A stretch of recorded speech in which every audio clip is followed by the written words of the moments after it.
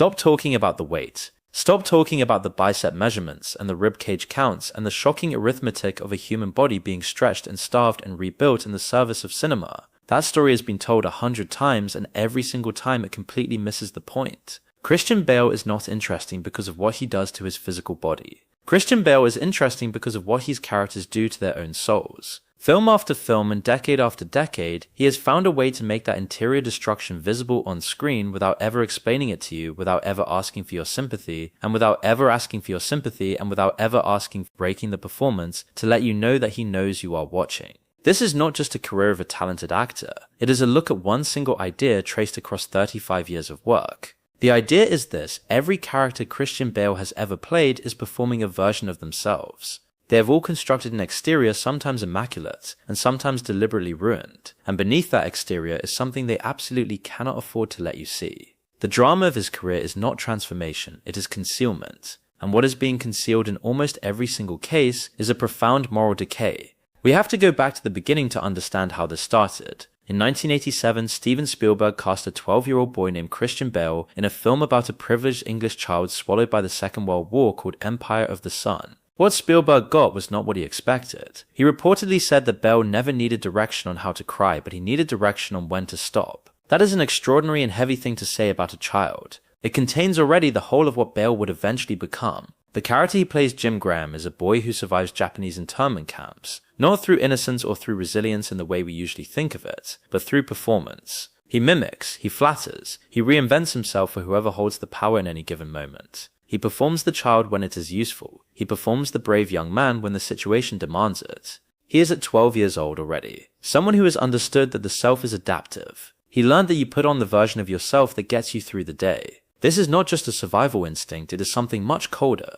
Jim Graham does not lose his innocence in that camp, he weaponizes it. He uses the performance of innocence as a tool, and in doing so he separates his exterior from his interior for the first time. He learned that what you show to the world and what you actually are do not need to be the same thing. This is the foundation of the Bale paradox. 13 years later, he made the film that truly made him a household name for all the wrong and right reasons. Patrick Bateman, the serial killer at the center of American Psycho, is a man obsessed with surfaces. His morning routine with the skincare and the vitamins and the precise choreography of self-maintenance is one of the most famous sequences in modern cinema. Everyone who watched it concluded the same thing, that this is a film about vanity. But that is the wrong reading. Bateman's exterior is not a product of vanity. Vanity requires an ego, which is a self that needs to be admired. Bateman doesn't actually have a self. His obsessive grooming is load-bearing architecture. It is the structure that holds up a building that contains absolutely nothing inside. The perfection of the surface exists precisely because there is no interior to interfere with it. When there is no one home, the house can be maintained indefinitely.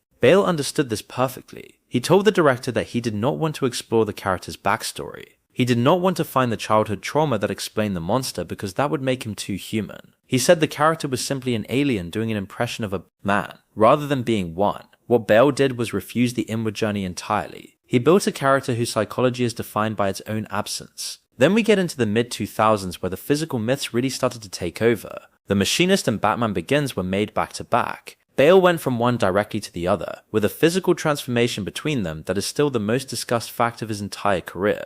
But we should discuss what those two stories are actually about, beneath the muscle and the bone. Trevor Resnick in The Machinist cannot sleep, his body is wasting away, and he tells himself he does not understand why. He is haunted, but the ghost is actually his own guilt, made so heavy that it has become physical. His body has become the thing his mind refuses to be, which is honest. His flesh is his confession. He is a walking crime scene, and he is the only one who won't look at the evidence. Then Bale rebuilds himself, and within a year he is Bruce Wayne. Here is the argument: Bruce Wayne is just Trevor Resnick with $1 billion.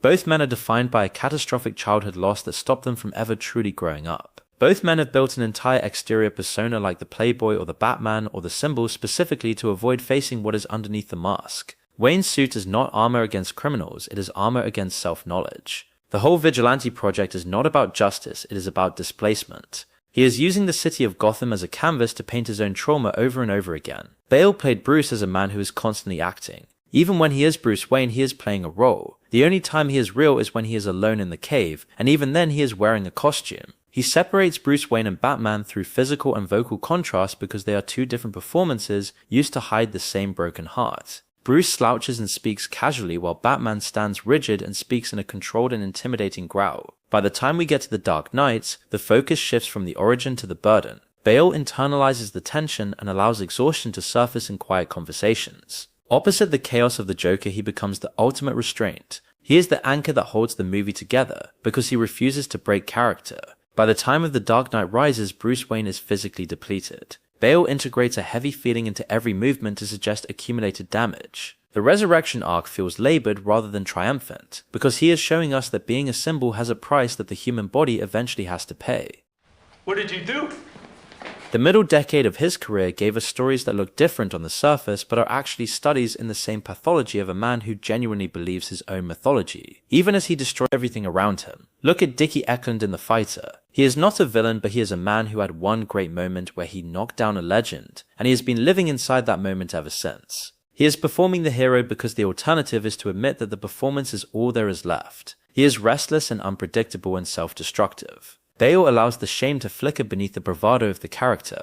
Beneath the rapid speech and the kinetic gestures lies a massive amount of insecurity. This demonstrates his ability to inhabit total instability without ever losing his own discipline as an actor. Then we have American Hustle, where Bale explores the idea of delusion as an identity. Irving Rosenfeld performs confidence anxiously rather than flawlessly. He is constantly adjusting his comb-over and smoothing his clothing because his confidence is incredibly fragile. Unlike the calculated dominance of Patrick Bateman, Irving is a man who is terrified of being caught in his own lie. Bale builds a completely different psychological framework for this con artist, showing us that self-deception is just another way to hide. We have to talk about the quiet power of Dick Cheney in Vice. This is a frightening version of the concealment idea. Cheney does not perform virtue as a disguise, he performs it as a sincere belief. The horror of Cheney as Bale plays him is not that he is a hypocrite, it is that he is not. He genuinely believes his own actions are necessary. The exterior performance of the responsible and quiet man is exactly congruent with his interior understanding of himself. There is no gap between the mask and the face, which makes him the most dangerous character Bale has ever played. He expresses power through control and behavioral economy rather than volume. He doesn't need to shout to be the most powerful person in the room. And then there is Michael Burry in The Big Short. Burry is right and he sees the collapse coming, but Bale plays him with a quality that the story almost hides, which is that Burry is implicated.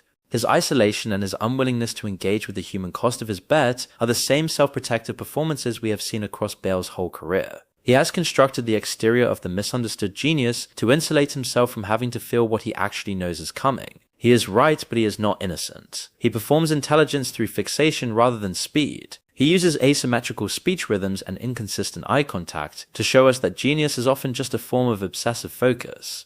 Bale also thrives in roles that require extreme containment and sacrifice, like Alfred Borden in The Prestige. This film is all about obsession and illusion, and Bale responds with a measured restraint. On a first viewing, Borden appears simply secretive, but on a second viewing, every single hesitation carries a layered meaning. Bale trusts the structure of the story and embeds his performance within the narrative architecture. This is calibrated minimalism at its most precise. He shows us a man who is willing to live a double life and sacrifice everything for the sake of his craft, which is exactly what Bale does every time he steps onto a film set. Even when the movies are chaotic, Bale remains the anchor. In Thor: Love and Thunder, he plays Gore the God Butcher. In a movie full of jokes and neon colors, Bale walks in like he is in a Greek tragedy. He is pale and sickly and dripping with grief. He commits so hard that you actually forget how ridiculous the surroundings are. He gives the movie a real emotional center because he treats the mission like a religious fever dream. He is one of the few villains in that universe that actually feels mythic because he refuses to play along with the comedy. He stays in the dark place even when everyone else is trying to be funny. Finally, we have to look at The Pale Blue Eye, where he plays Augustus Landor. He is a retired detective who is quiet and contained and professional. He is the performance of a grieving man who has decided that grief is no longer something he is permitted to show the world. His composure is not actually strength, it is the scar tissue of someone who once felt too much and decided never to feel that much ever again. Landor is a man of radical concealment who has lived inside his own performance for so long that he can no longer even locate the original self it was built to protect. Across his entire career, obsession is the through line that binds all these characters together. Whether it is status or absolution or justice or strategic power, Bale gravitates towards singular and destructive drives. His physical and psychological transformations mirror that intensity. Christian Bale represents the last of a certain kind of screen acting. He refuses the public performance of suffering. He doesn't market his preparation. He doesn't study acting formally. He just does what he does. The preparation is private and it is largely invisible. He subordinates himself to the story every single time. Every transformation is in the direction of the character's truth and not the actor's own mythology. He looks for characters who are trying to hide something. That description of a person performing a self, while the real self decays underneath, is not just a description of his characters, it is a description of the central tension of modern life. We all have the managed exterior and the performance of competence, while something much more fragile operates in the dark beneath it. Christian Bale has spent 35 years showing us exactly what that performance costs the human soul. That is why we keep watching. Range is not something he demonstrates, it is something he reconstructs role by role. He erases the previous person so completely that you are left with only the truth of the moment. He is the actor who makes you forget there was ever anyone else underneath, because for the duration of the film there truly isn't.